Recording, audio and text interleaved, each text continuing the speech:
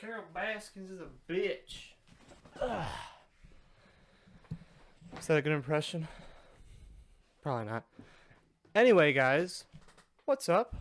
Today I want to talk about Tiger King, the new Netflix documentary on Joe Exotic. Yeah, that's his name. Um, and this kind of came at a perfect time. You know, everyone's in quarantine pretty much. Everyone's at home. Everyone probably has Netflix. If you don't, then I guess you won't be able to watch it. But anyway, we're gonna talk about Tiger King today. This is a bit different. It's not like a gaming video or anything, but I figured I'd talk about it. It's a really interesting documentary to say the least. It's pretty much a roller coaster from start to finish. If I'm being honest here, it's a lot of weird shit that happens. Um, that is for sure. But today I just kind of want to give an overview of the show and kind of my thoughts about it and where it plays into what's going on today. So the show mainly revolves around obviously Joe Exotic and another lady, his arch nemesis, you could say, uh, Carol Baskins, and they pretty much have an all-out war for past 15, 20 years that they've been doing this. Joe runs his own zoo in Oklahoma, and Carol Baskins has her own sanctuary down in Florida. And they just get into these huge scraps, just battling each other. And it really is amazing to see the things that he says and does, and what she says and does. Pretty much, everyone has dirt on them in this documentary. Everyone's done something to make them not very morally just, you could say. Joe Exotic, for example, plans to murder her in a murder plot back in, I think it was 2018, 2019. He's in prison right now for that, obviously. But Carol Baskins isn't exactly innocent either. When she first started her kind of exotic zooing, I guess you could say, she did the same thing as Joe. She, had cubs and she bred them and things like that.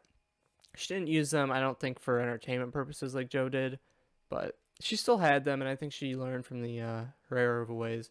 But anyway, there are also more people that the documentary focuses on. Obviously, it focuses on Joe Exotic and Carol's co-workers, things like that, kind of their thoughts on the situation and their feedback on how they were involved in it, things like that. They talk about Joe's 3 husbands that he's had, and one of them tragically committed suicide on accident, I believe. I think it was on accident. I'm still not sure about that, but that was a very crazy thing that happened in that. So apart from their coworkers and things like that, there's also other people in the show that are talked about. You have Doc Antle, who's kind of runs his own weird cult thing down by Myrtle Beach on his own safari type deal, zoo thing. He is accused of euthanizing baby tigers after they kind of grow out of their money making phase, so that's kind of fucked. Um, Also, you have what's his name? You have another guy. I can't remember his name. But you have another guy. He was an FBI informant who kind of blew the whistle on the whole thing, and you also have Jeff Lowe, who kind of stole the zoo almost from Joe Exotic. So this show is just it's an in-depth look as to what happened and kind of where things are, because the cases around these people still aren't over. The investigation is still there. About the only one who's been convicted and actually sent to prison has been Joe, but there will probably be more, as the documentary states at the end. And it's just interesting, really. It's I think an 7 or 8 part series. Um, Very interesting watch. I think you should go and watch it. It's just crazy the things that these people did. Another thing I want to bring up is the kind of the evolution of Joe Exotic throughout this whole thing. You could tell I think when he started out, he had good intentions of, helping these cubs and things like that. But as you can see throughout the show, he kind of goes down. He starts to care more about money and, what the Cubs can give him as opposed to what he can give the Cubs. You can really tell that. And especially, one of the guys who actually lived on the zoo for, I think, a year, he said. He, was actually filming a reality show for Joe and was also producing Joe's internet show.